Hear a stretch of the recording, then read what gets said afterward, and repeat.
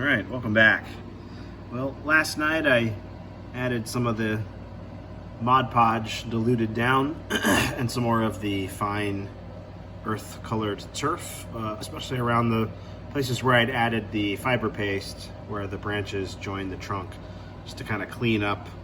There was like smooth parts and they just sort of stood out. So I've done that on this tree and there's actually 3 trees, so that one's headed too. And this one, this is the smaller, and this one's been repainted. And now it all kind of blends together and isn't those obvious areas that are just too smooth.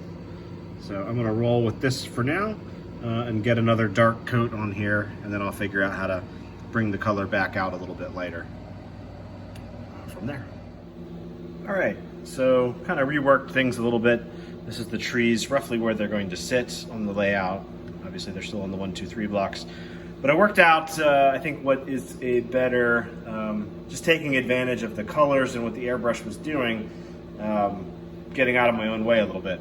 So what I ended up doing was I took this NATO brown with a little, maybe like 1 or 2 drops of black in it, mixed it up in my airbrush cup, and sprayed it over the trees from the bottom up. So the deepest shadows are going to be that dark umber color. Then the next deeper shadows are going to be this slightly darkened NATO brown. And then, so I sprayed those from the bottom. Then I held the trees this way and sprayed from the top, all down the trunks and on the tops of the branches. I used just straight XF52 flat earth for a bit of a highlight. So now basically the places that the light would hit the tree from the top are lighter, and the places in the shadows are darker. And I think that's giving me a much more natural appearance. So this is what they look like unflocked. But that color looks a lot more like a pine tree. So I'm very happy with how that turned out. So now, again, like I said in the last video, I've not done this before. But I've got some ideas about flocking these guys. And one of them is to actually hook the little clip that comes with my static grass applicator to the base of the tree. Just hook it on there and touch up the branches with some very diluted, I guess, or I might even try that layering adhesive from War World Scenics, but just in the branches, and then use the 2 mil, like a nice green color static grass, and let that be the needles. And my thought here, and I'll put an image of a tree up here in a second. So take a look at the tree.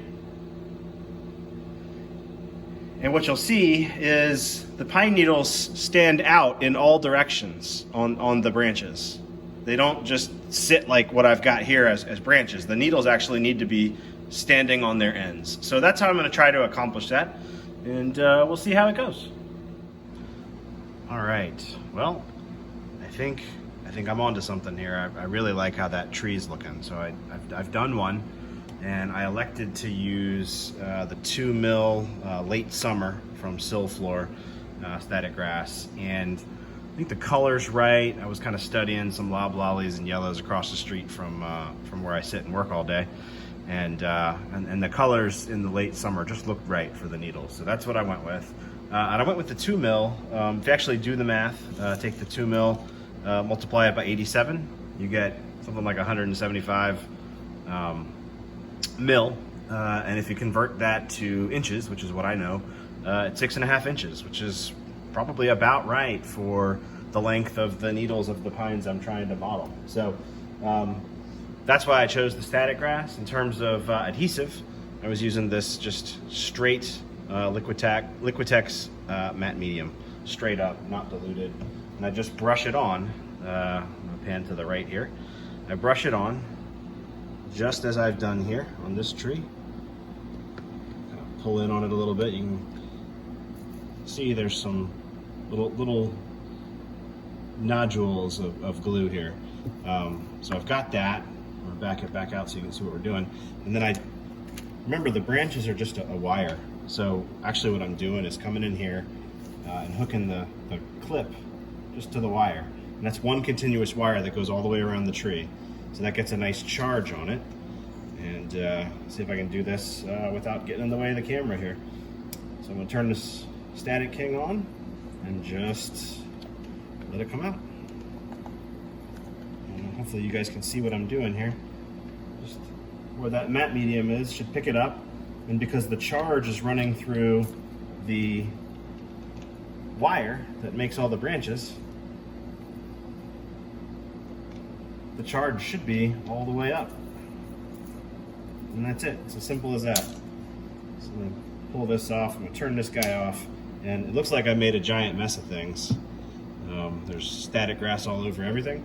But if I just come from the top here and just like that, a lot of it comes off.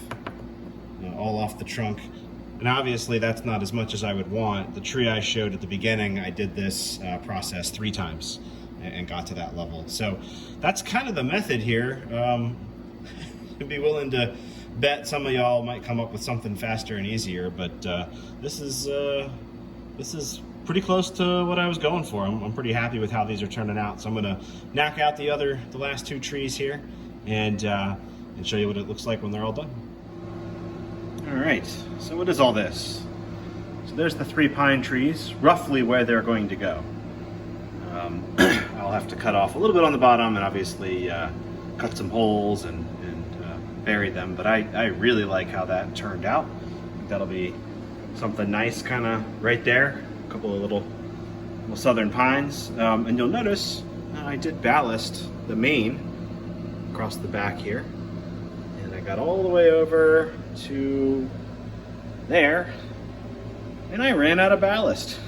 So I had to order more. I ended up getting, I got 10 more bags last night.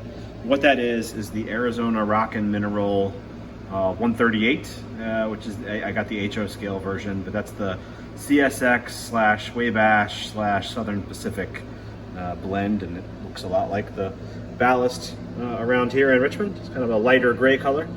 So I got that all the way around under the bridge and over here through the scene. So I didn't have enough left to do the yard lead, which is the other track, so obviously I do not want to permanently attach these trees until I get the ballast done. In fact, doing it around the bridge, I was reminded, you know what, I probably should have done that before I installed the bridge, but anyway, I was able to reach under it and work around it.